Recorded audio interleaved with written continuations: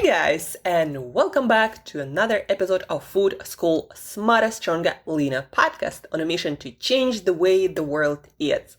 My name is Shurina. I'm a certified nutritionist, health, nutrition, brain performance coach, and just someone with a lot of passion for helping you guys to learn how to use nutrition as a precise tool to feel, do, and look your absolute best. Guys, happy Friday! Last day of the working week, and then we have weekend. I don't know about you, I usually take one day off unless I travel somewhere, and then I work or prepare for the next week, either on Sunday or Saturday. Again, I take one day of the week off, and it seems like it's all I need that to recover, to refresh my mind, my body, to get back to my mission, to my work, to my clients, to content, fully capable of delivering amazing results and enjoying the process. So guys, make sure that you figure out your patterns, how much rest you actually need to show up as your absolute best. And how do you know, guys, how much rest you need and whether you actually are getting enough or not? One word: enthusiasm. Guys, if you love your work, if you love your life, but for some reason you just lost this zest, this enthusiasm for what you do in your life, it might be that you're not resting and refreshing yourself sufficiently, or in a manner that actually works for you. For me, I need to disconnect. I need to spend some time in nature, outside. I need to engage in some fun hobby. I need to meet people. Like all of the things, they gotta kind of like come together to give me a full restart, refresh. And then I feel truly nourished, and I have this drive to attack a new week with more drive and motivation and enthusiasm and energy than ever, right? So if you don't have enthusiasm, positivity, optimism in your life, besides, having health problems or not balanced neurotransmitters or hormones, besides all of that, it might be an issue of simply not resting enough, not having the kind of rest that you need. Some people think that just spending time with TV on the couch is enough to refresh and to have appropriate rest and recovery. Well, actually, not the case. More often than not, sitting on the couch, it might not spend your physical energy, but for the mind, it actually not rest at all. And if you want to recover fully, you need to give appropriate rest when you disconnect, when you allow your mind to wander and enjoy new experiences, something outside of your ordinary routine, something engaging but in a different way. So watching TV just does not work like that. And more often than not, it creates certain emotional and thought patterns that actually, in a bigger picture, makes you feel worse and less optimistic and more fatigued, right? So anyhow, this is a short bit on taking breaks, taking rest, maybe go hiking this weekend, maybe go try some new hobby. It's always invigorating for the mind, especially if it's a hobby outside. Like back in London, I tried stand-up paddle boarding, I think that's how you call it, wakeboarding. That's when you on a boat and you kind of like a surfer, but not really. Well, anyhow, it's completely different sport. I try always a bunch of things. Here, I'm getting back in rollerblading without brakes, and that's also a totally new experience, right? I'm trying to spend as much time outside as possible, connect with people. So figure that out. What actually is your rest? Besides that, guys, something also related to rest that I wanted to share with you. I'm right now recording this podcast and drinking my coffee with a little bit of coconut milk, not sweetened, nothing else. By the way, guys, plant-based milks work for coffee much better because they do not interrupt with the absorption, digestion, and the functionality of a lot of plant compounds that are beneficial to our health, like different antioxidants, polyphenols. So if you like your coffee with milk, look into plant-based milk. They are much more beneficial and much better fit for a coffee. And go for unsweetened versions, because we all need to balance our blood sugar. That one thing we all know. Coffee. Why coffee? Guys, we talked quite a few times about coffee timing on this podcast, and it really matters. And let me tell you a little, kind of like a story about what can happen to you when you don't pay attention to the timing of your caffeine. So coffee, it interrupts with the action of one chemical neuromodulator that's called adenosine. Adenosine, I also learned not so long ago actually, it's a byproduct of glucose metabolism, meaning when we eat things with glucose, when glucose is broken down to make energy in our body, one of the byproducts is adenosine. And adenosine is a chemical that has special receptors in our nerves system, in our nerves, there are like receptors. And so there are special receptors to accept the molecule of adenosine. And the more it binds to our nerve receptors, it activates the slowdown of the action capacity of those neurons. And they basically, adenosine promotes sleepy, drowsy feeling and state by making our neurons kind of less active, right? So to sum it up, adenosine is a byproduct of glucose metabolism, energy metabolism in our body. And throughout the day, we make a lot of energy, obviously, and we accumulate quite a lot of adenosine. And at a certain point, we accumulate so much of that we feel sleepy, and usually that correlates with the end of the day when we need to start getting ready for sleep. So caffeine binds to the same receptors and does not allow adenosine to bind anywhere, and it's just kind of like floating in our blood.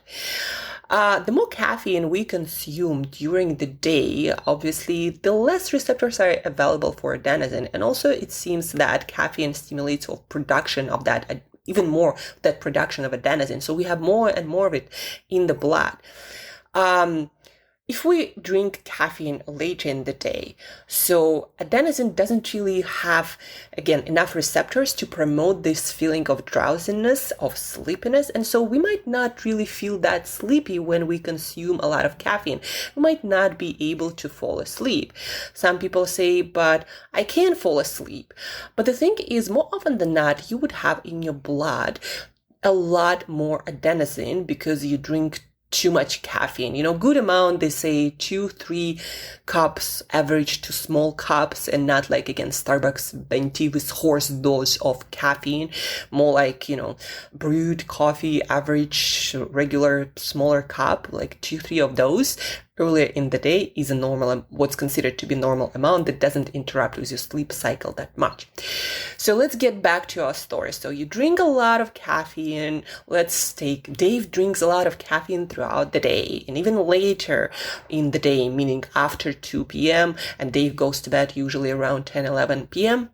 So he drinks all of this caffeine, and adenosine, that molecule that usually binds to our neuron receptors and makes us feel sleepy and drowsy. So it has nowhere to go. It accumulates in our blood. And somehow Dave, even though he doesn't feel that sleepy, still goes to bed at 10 or 11. But he has all this big amount of adenosine in his blood. And caffeine, slowly it's being broken down and it goes away. And the receptors where adenosine binds, they get free. And adenosine starts to bind to those receptors. And we already, Dave already has a lot of that adenosine. So a lot of that adenosine now binds to all these neuron receptors. And again, adenosine makes us feel sleepy and drowsy. And by the time Dave wakes up to go to work, let's say at 6 or 7 a.m., there is still adenosine in his or on his neuron receptors, right? Because the body, the brain, they didn't have enough time to go through this process that our brain usually goes through of clearing that adenosine out of our brain. That's what usually happens when we have good sleep-wake cycle, when we don't overconsume caffeine, right? The brain actually clears that adenosine out of our system. And it's when in the morning we feel awake and fresh and not sleepy and groggy. But a lot of people do feel sleepy and groggy. They feel sleepy and groggy. Why? Because that huge amount of adenosine during the night, because caffeine was still in action, caffeine was still bound to a lot of receptors, slowly dissipating throughout the night, and adenosine would come in, but there is a lot of it, and Dave's brain didn't have enough time to clear that adenosine. And so in the morning when Dave wakes up, even though he had enough sleep on paper, like 8 hours, let's say Dave woke up at 7 a.m. because he went to bed at 11 p.m. So 8 hours on paper. But there is all this adenosine in the brain making Dave feel groggy and sleepy. And what Dave does, he drinks another cup of coffee almost as soon as he wakes up because he feels groggy and sleepy and he wants to feel awake and fresh and ready to attack the day and work and maybe important client calls and presentation that he has to do this morning, right? So he drinks that caffeine. And what caffeine does, again, it doesn't allow that adenosine to clear out of the system. And Dave would feel more awake and more alert, but then there is adenosine that didn't really clear out of the system because caffeine started to come in again.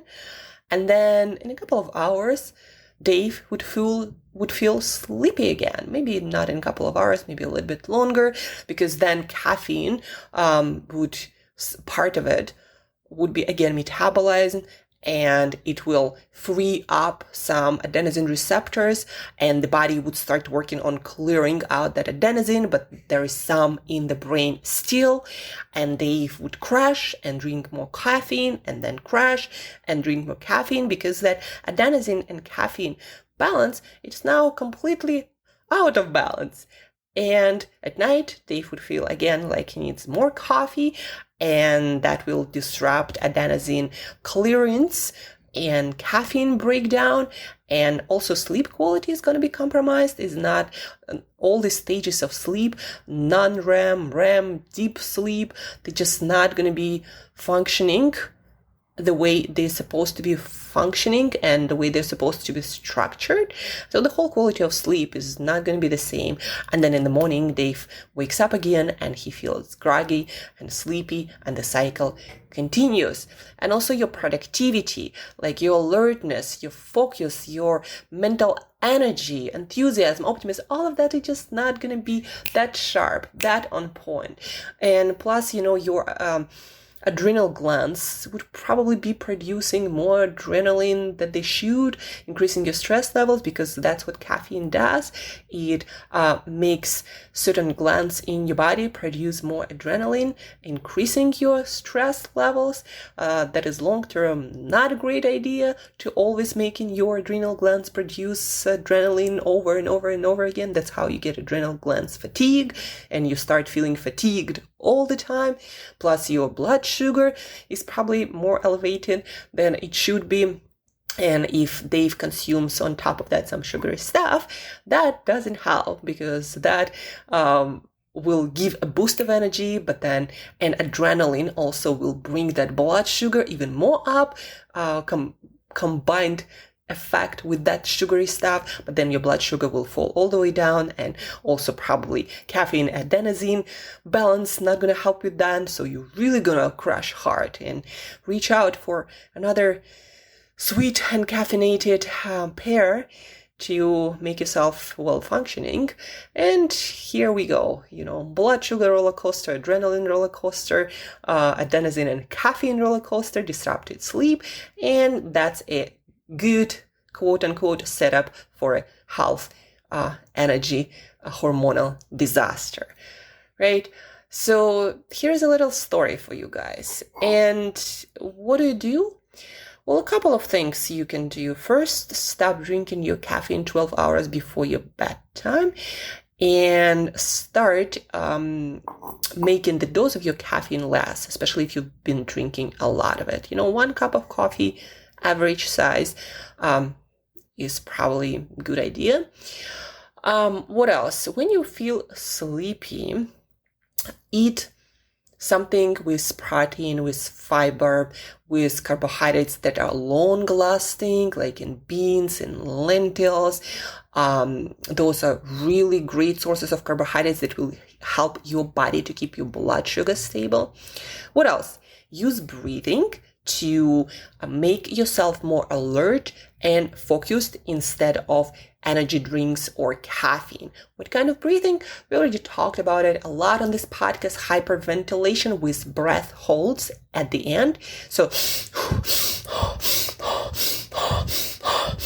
this type of breathing, you do 25 to 30 deep breath, then you breathe out fully, you hold as long as you can, breathe in, and hold as long as you can. Wim Hof type of breathing, do the 3 times, and you'll feel awake and focused. Also, what helps with bringing your alertness levels up, balancing your blood sugar, keeping yourself focused.